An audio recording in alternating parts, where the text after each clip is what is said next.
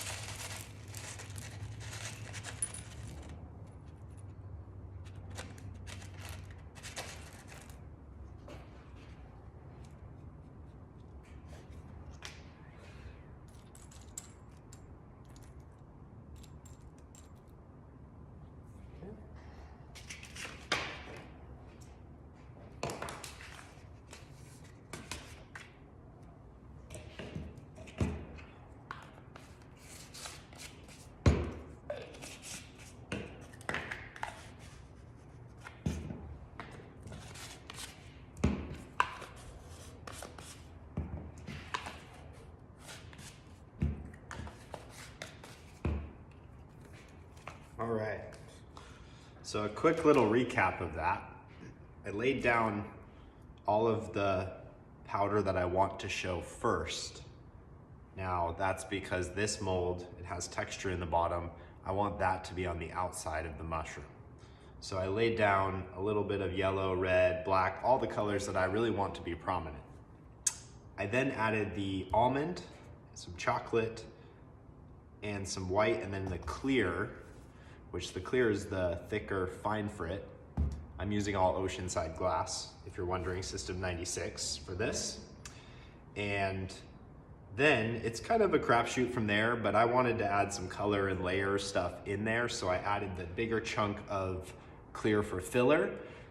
And while I dumped that in, I, as you can see, added other colors and things like that, because I'm also curious how this looks on the inside. It's okay if no one really sees it. It's good for me to be able to experiment and see just what the other side will look like.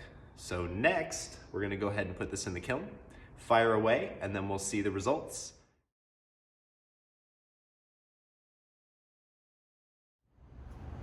All right, everybody, let's take a look at our mushroom piece. All cool. Still about 100 degrees, but we're gonna take a look. So here it is in our mold. It out here, and voila, you can see the texture on there. You see some of the boron is still on there, but once we wash that away, it'll be all right. You won't be able to see that. So it's pretty cool from the back. Fun. But yeah, so that's how the casting works. Now, as you can see, I filled it nice and full, humped it up in a little bit in the middle so that it creates smooth edges and it doesn't get caught or rough. So the side is already completely smooth. I don't have to do any more cold working to that. I just need to scrub out all this boron that you see on here. So next step will be to shape the mushroom.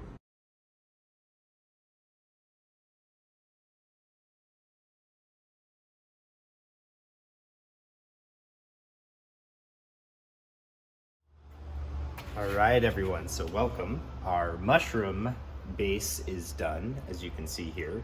We cast this in our ceramic mold that I got, and now the texture's on it and the color. I actually really like how the back turned out, but this is now our mushroom mold that we're gonna shape it on. I've laid some paper down underneath because in case it does happen to drip down beyond it, I don't wanna tear up my shelf. I've sprayed the mold with boron nitrite. That way it will definitely not stick. And something to note about shaping thick pieces. The thicker it is, the heavier it is, and the faster it falls. So we want to be really delicate with this process and go a very low temperature, probably about 1200. Again, if you're curious about the final schedule that I end up with, all that will be posted to Patreon page. That's At Home Glass Fusing on Patreon. So check it out. And for now, we're going to work to center this.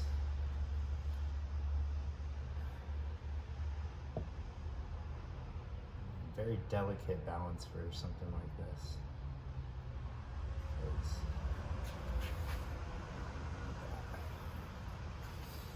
Look at that.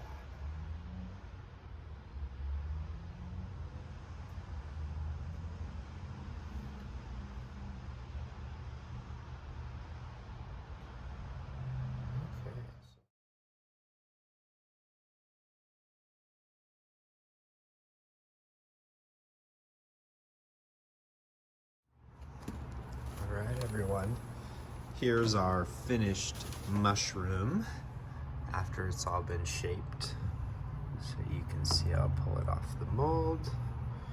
There's the inside of the mushroom, and here's the outside of the mushroom. So pretty sweet how it turned out. You can see you still maintain all the texture, and how we can mount this is using copper tubing, glue it on top, and then you'll have your mushroom piece sitting there. So pretty cool.